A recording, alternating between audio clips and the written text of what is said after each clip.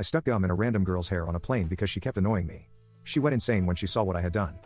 So a few weeks ago I was flying to Paris to visit some family for Christmas. But there was one major problem with my flight. In front of me was seated an entitled brat who looked no older than 20 years of age.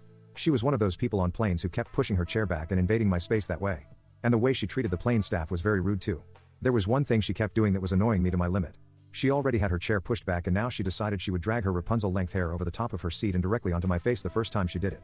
I shoved her hair out of the way and back over to her seat and she looked back at me super confused. I could tell she was a bimbo considering she flicked her hair back over a second time. Once again I tossed her Goldilocks hair to the side. She must have thought this was a game of sorts as she proceeded to do it a third time. Now I was seriously mad.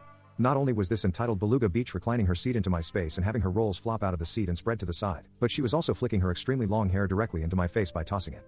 I angrily pulled her hair back over and told her to cut it out. I don't know if she was mentally disabled or what, but she laughed and about 30 minutes later decided to flick her hair over one more time. I was getting seriously heated at her and figured that I should report her to the flight attendant for being so rude, but instead, I decided to teach her a lesson. I could tell that she took pride in her. It's the one good thing about her that seemed to be well maintained.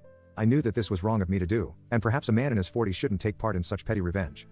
But damn it, I was sick of this girl making my trip a misery. I happened to be chewing gum at the time, and I took it out of my mouth slowly and as sneakily as possible. Stuck in her hair, she didn't seem to notice, and a few minutes later I flicked the hair back over. As expected, the bimbo didn't notice and a few minutes later rested her hair over to my side. Once again, I was kind of making a deal with God. At this point, I thought about how I shouldn't punish her for being ignorant, but then I remembered my late father's favorite quote. Idiots get beat even in church. And so with that, I took out another piece of gum and spent 10 minutes chewing it with as much saliva as possible before again sticking it into her hair as sneakily as possible. For the rest of the whole flight, I kept at this, sticking a total of around 10 pieces of gum into various parts of her super lengthy hair. I didn't stick to just gum either. I went all out. I wiped my crummy hands over her hair while she slept. I spat in my hands and proceeded to lightly rub my hands all over her hair. Now that her hair was marinating in nearly a dozen pieces of gum, my saliva, as well as bits of chocolate and salty crisps. Just as a final touch on top, while she was sleeping, I decided to dip the tail end of her hair in my cappuccino. I left her hair alone for the rest of the flight and she woke up about 15 minutes until it landed. I don't know how nobody noticed the state of her hair, but I sure did and I couldn't stop laughing. Just as we were getting off, she noticed.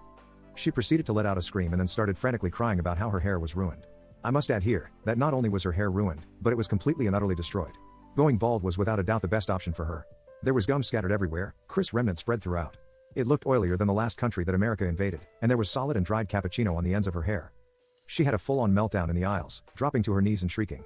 The staff rushed over trying her best to help her, but she was so erratic that she pushed all of the staff off and ended up sucking one hostess in the stomach.